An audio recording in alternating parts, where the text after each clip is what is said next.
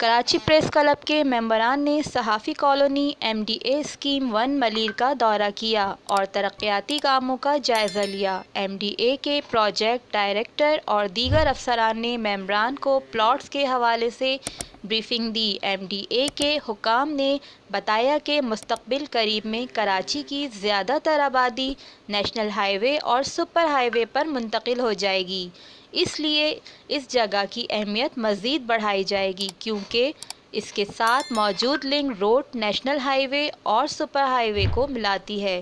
انہوں نے بتایا کہ ایم ڈی اے میں مختلف یوٹیلیٹی اداروں کے ساتھ سروسز کی فراہمی کے لیے بات چیت جاری ہے، جبکہ سیوریج اور برساتی پانی کی نکاسی کا سسٹم موجود ہے اور پانی کی لائن بھی ڈالی جا رہی ہے۔ قرۃ العین عباد، MBB نیوز، کراچی۔